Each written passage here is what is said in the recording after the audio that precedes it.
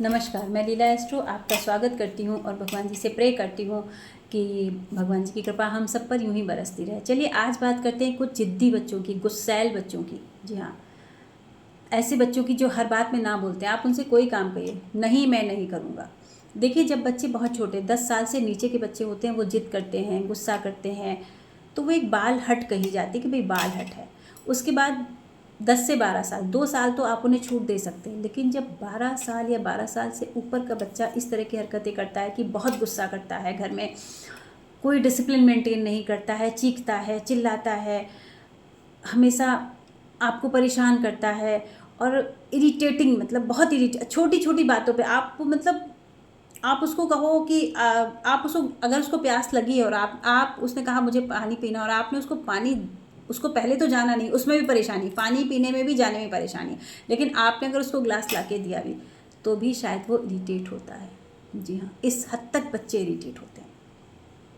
ये तो एक पराकाष्ठा हो गई इरिटेट होने की। लेकिन अगर आपका बच्चा गुस्से वाला है, इरिटेट है, सामान फेंकता है, आपकी बात नहीं मानता, आपको हर बात में नहीं बोलता है। जी हाँ, हर बात में नहीं बोलता, उसको कोई काम नहीं करना होता है और उसको सिर्फ टाइम पास करना होता है, अपना टाइम वेस्ट करना होता है, किसी न किसी तरीके से वो टाइम वेस्ट करता है।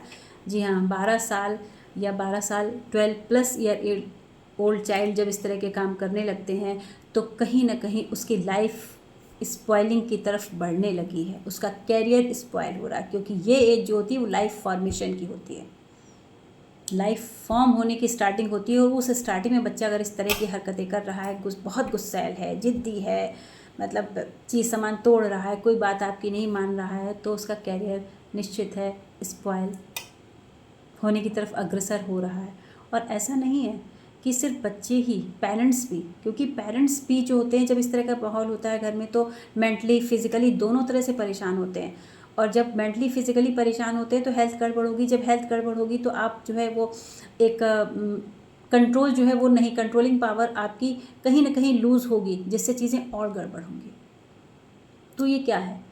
ये प्रारब्ध है, ये बच्चे का भी प्रारब्ध है और पेरेंट्स का भी प्रारब्ध है। कुछ पिछले जन्म में ऐसे कर्म हुए हैं जिसकी वजह से इस जन्म में हमें ये चीज़ें दिख रही हैं।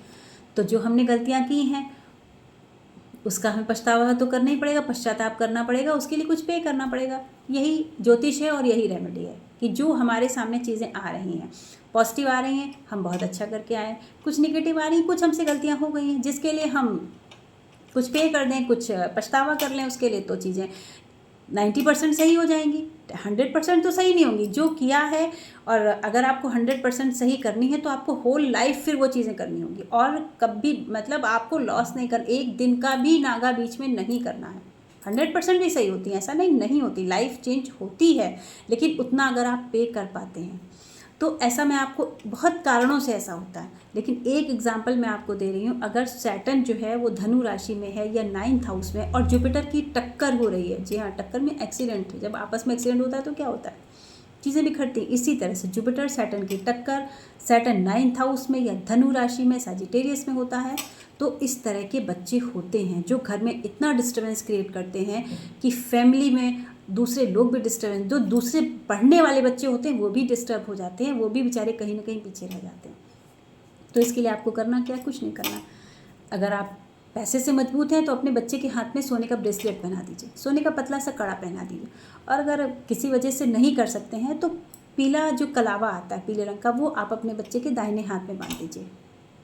जी हाँ, 6-7 राउंड करके बांध दीजिए और हमेशा बंद रहे। वो ख़राब हो जाए दूसरा, और ये काम आपको थर्सडे को करना है। जी हाँ, वो ख़राब हो जाए तो दूसरा बांध दीजिए, सोने का ब्रेसलेट पहना दीजिए, हल्दी की माला हाथ में लगा दीजिए, कुछ भी आप करिए, सिर्फ इतना सा काम कीजिए और होल लाइफ करना, देखिए चेंज आएगा ही आएगा। और अगर ये नहीं है, किसी और कारण से है, तो आप मिल सकते हैं मुझसे। मेरा फ़ोन नंबर जो है वो मैं देती हूँ अपने वीडियो में, तो आप फ़ोन से कांटेक्ट कर सकते हैं और कहीं ना कहीं जो आपके प्रारब्ध हैं उनके लिए आप कुछ पे कर सकते हैं, उनका पश्चाताप कर सकते हैं, क्योंकि गलतियों का पश्चाताप तो हमें करना ही पड़ेगा। धन्यवाद।